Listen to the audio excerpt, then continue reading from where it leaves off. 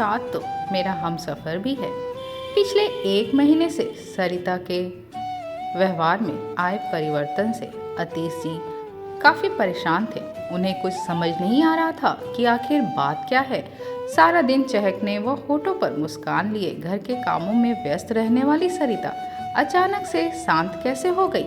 सरिता का ईश्वर पर पहले ही श्रद्धा और विश्वास था, लेकिन इस प्रकार वह सारा दिन ईश्वर आराधना में नहीं डूबी रहती थी।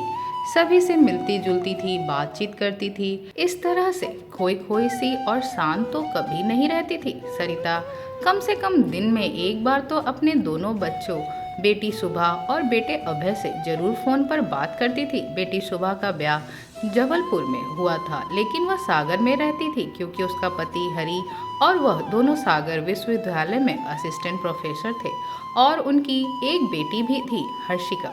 बेटा अभय और उसकी पत्नी अनीता बेंगलुरु के आईटी कंपनी में थे।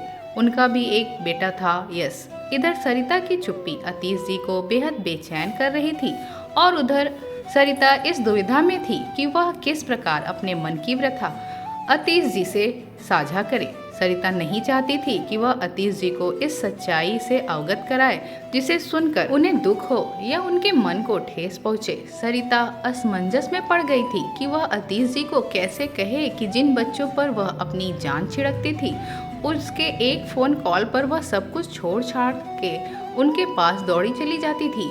आज उन्हीं बच्चों को अपने ही माता पिता की उपस्थिति खलने लगी है।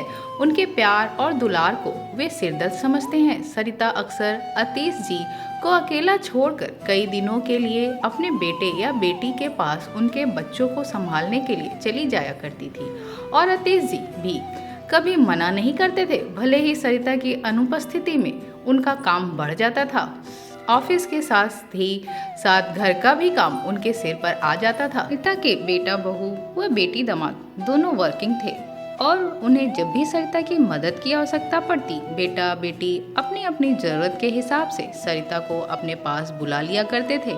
पिछले महीने जब अतीश जी सेवानिवृत्त हुए तो पूरा परिवार इकट्ठा हुआ था।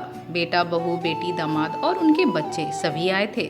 यह देख सरिता और अतीश जी दोनों को यह सोचकर अति प्रसन्नता हुई थी कि आज के ज़माने में जहाँ बच्चे अपने माता पिता को बोझ समझते हैं, वहीं उनके बच्चे उनका कितना ख्याल रखते हैं।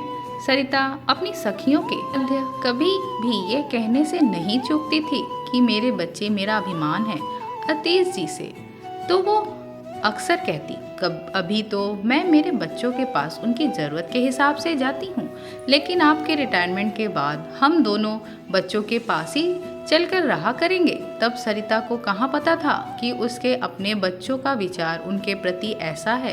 अतीश जी के रिटायरमेंट पार्टी के बाद बेटी दामाद अपने घर जा चुके थे। बेटा बहू जाने की तैयारी में लगे थे। बहू अनीता को नारियल के लड्डू बहुत पसंद हैं, इसलिए यह सोचकर जब सरिता जी अपने हाथों से नारियल के लड्डू बनाकर एक टिफिन में लेकर उसके कमरे के करीब पहुंची ही थी कि दरवाजे पर ठिठक गई। अनीता अपने पति अभय से कह रही थी, देखो अब हमें मम्मी की जरूरत नहीं है, यश अब बड़ा हो गया है, तुम उन्हें साथ चलने को मत कहना, क्योंकि अब तो वो अकेली नहीं, उनके साथ पापा जी भी चलेंगे। पापा जी रिटायर जो हो गए हैं। तुमने देखा ना तुम्हारी बहन ने कैसे बड़ी चालाकी से मम्मी जी को कहकर टरका दिया कि मम्मी अब आप यहाँ पापा के साथ रहिए, पापा को आपके साथ की ज़रूरत है।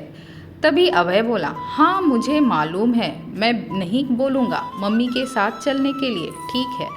यह सब सुनकर सरिता के पैरों तले जमीन खिसक गई। उसके दिल को धक्का लगा कि वह पूरी तरह से टूट गई।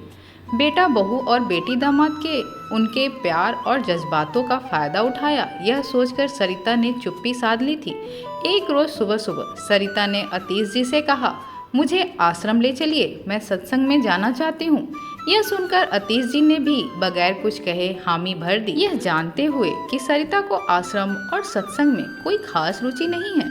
दोनों तैयार होकर शहर से दूर स्थित एक आश्रम में सत्संग एवं मन की शांति ढूंढने के लिए निकल पड़े। सरिता अपने चित्त को शांत करने के लिए कार में भी भजन सुनने लगी। अतीश जी बिना कुछ कहे चुपचाप ड्राइविंग करते रहे। शहर के काफी दूर हाईवे पर निकल आने के बाद भी सरिता चुप ही रही। तभी अचानक कार बंद हो गई। काफ़ी कोशिशों के बावजूद वह स्टार्ट ही नहीं हुई। तब फिर अतीश जी ने कार सर्विसिंग सेंटर में बात की तो उन्हें बताया कि उनका एक ब्रांच हाईवे पर ही कुछ दूर में है, थोड़ी ही देर में मैकेनिक पहुंच जाएगा, तब तक वो वहां इंतजार करे। हाईवे पर दूर दूर तक कोई नजर नहीं आ रहा था। तभी अतीश जी ने देखा रोड की दूसरी तरफ घास फूस से बनी एक छोटी सी झोपड़ी दिखाई दे रही है।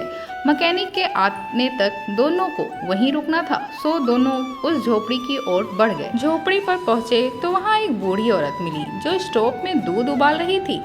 झोपड़ी के अंदर एक बेंच रखा था और सामने एक लकड़ी का पटिया जिस पर कांच की 2 बरनी रखी थी, जिसमें एक में कुछ बिस्किट रखे थे और दूसरे में कुछ रंग बिरंगी रैपर से बंधे टॉफी व चॉकलेट। सरिता और अतीश जी को आया देख वह बुढ़िया खुश होती हुई बोली, आइए साहब, आइए मैम साहब, आइए चाय पी लीजिए। मैडम अदरक इलायची वाली चाय बनाऊं? सरिता उदासी भरे लहजों में बोली, हाँ अदरक इलायची वाली बना दो। चाय चढ़ाती हुई उस बुढ़िया ने कहा, कहाँ जा रहे हैं मैडम आप लोग? सरिता ने अनमने ढंग से जवाब दिया, आश्रम जा रहे हैं सत्संग के लिए। अच्छा, कहकर वह बुढ़िया थोड़ी देर रुक गई, फिर बोली, मैडम वहीं आश्रम से कुछ ही दूर पर एक पिकनिक स्पॉट है, वहाँ भी चले जाइएगा, वहाँ भी बहुत ही अच्छी जगह है। अभी यह सब बातें हो ही रही थी कि कार सर्विसिंग सेंटर से मैकेनिक भी आ गया और अतीश जी उसके साथ कार की तरफ चले गए। चाय बनाती हुई उस बुढ़िया ने फिर से कहा, मैडम चाय के साथ बिस्किट भी दे दूं? हाँ बिस्किट दे दो।